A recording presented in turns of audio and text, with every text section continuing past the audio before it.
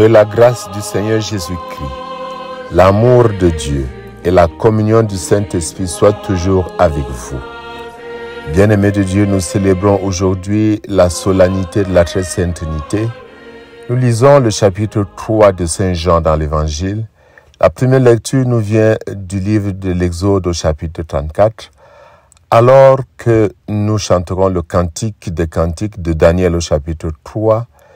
Et la deuxième lecture, c'est celle que j'ai évoquée tout à l'heure avec la salutation de Saint Paul, qui est de la deuxième lettre qu'il écrit aux Corinthiens au chapitre 13. Généralement, l'Église nous fait célébrer des événements liés à notre foi, l'incarnation de Jésus à Noël, sa résurrection, la descente du Saint-Esprit sur les apôtres, l'Annonciation ou l'Assomption de la Vierge Marie, etc. Aujourd'hui, nous célébrons le mystère qui est au centre de la foi chrétienne, dont procède et vers lequel tout retourne. Le mystère du Dieu unique et amour, Dieu un et trine.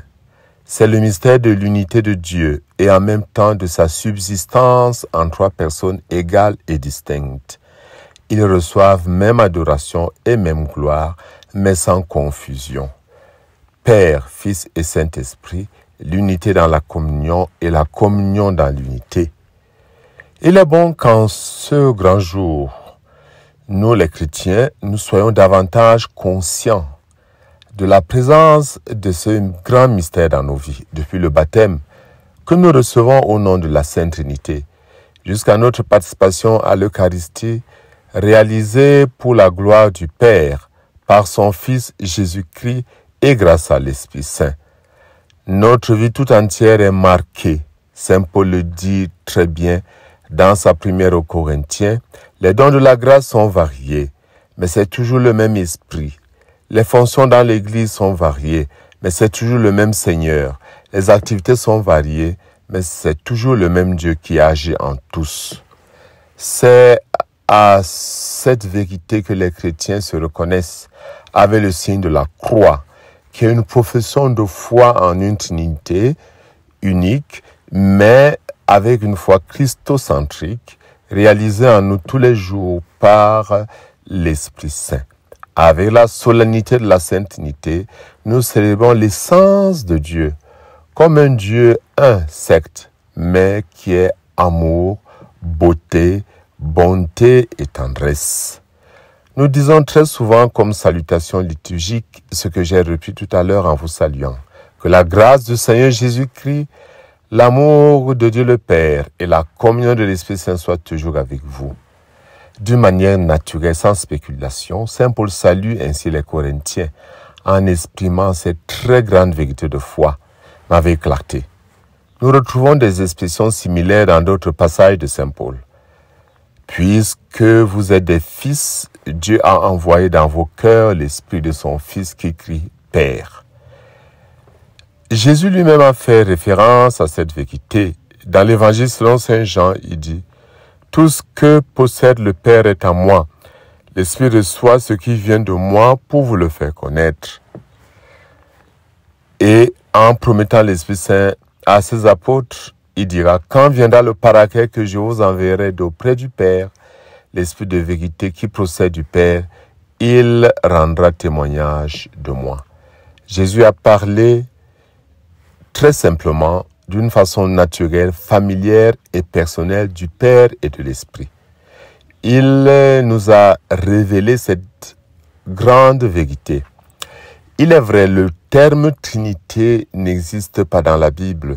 Il est une élaboration ultérieure de philosophes et de théologiens, mais ne l'oublions jamais, Jésus nous a dit que l'Esprit de vérité nous guidera vers la vérité tout entière. Il nous donne de mieux comprendre que Dieu se révèle comme un Dieu unique, mais aussi comme un Dieu source de vie. Voilà pourquoi, apparaissant à Moïse, et Moïse le reconnaît spontanément, il donne son nom, Dieu tendre et miséricordieux, lent à la colère, plein d'amour et de fidélité. De l'histoire du peuple d'Israël, nous savons que méconnaître le vrai Dieu est le pire qui puisse arriver à l'homme, car il se trouve en train d'inventer des divinités ou adorer des monstres, avec un impact catastrophique sur sa vie personnelle et sur sa vie sociale. Nous sommes invités aujourd'hui, bien-aimés de Dieu, à faire partie de ce Dieu un, mais amour, de cette famille divine, grâce à laquelle nous-mêmes nous devenons enfants de Dieu, enfants du Père, dans le Fils et par l'Esprit Saint. Parler avec le Père, parler avec le Fils, parler avec l'Esprit Saint. Voilà la plus grande vérité, l'acte le plus sublime dont est capable l'être humain, grâce à l'incarnation de Jésus-Christ, qui avec sa mort sur la croix a pu répandre son Esprit Saint qui nous unit au Père. Pourquoi ne pas vivre pleinement cette grande vérité que Jésus nous donne dans l'évangile d'aujourd'hui, Jean chapitre 3. Dieu a tant aimé le monde qu'il a donné son Fils unique. Ainsi, tout homme qui croit en lui ne périra pas, mais il obtiendra la vie éternelle. Oui, si nous acceptons de nous laisser porter par ce Dieu tendre et miséricordieux qui se révèle en nous en Jésus, alors nous ne pouvons pas périr. Nous participons nous aussi à l'éternité. Tirons-en cette grande et consolante vérité. La Sainte Trinité, loin de demeurer distante et inaccessible, vient en nous, habite en nous et fait de nous ses interlocuteurs, et cela par l'intermédiaire de l'Esprit qui nous guide ainsi jusqu'à la vérité complète. C'est là l'incomparable dignité du chrétien dont parle plusieurs fois Saint Léon le Grand. Posséder en nous le mystère de Dieu et ainsi avoir déjà sur cette terre notre citoyenneté dans le ciel, c'est-à-dire au sein de la très sainte Trinité. Sainte Catherine de Sienne disait « Ô abîme, ô Trinité éternelle, ô déité, ô Mère profonde, pouvais-tu me donner rien de plus précieux que toi-même ?» Et le pape Benoît décrit, la liturgie nous invite à la louange de Dieu, non seulement pour une merveille qu'il a réalisée, mais surtout pour sa façon d'être, pour la beauté et la bonté de son être.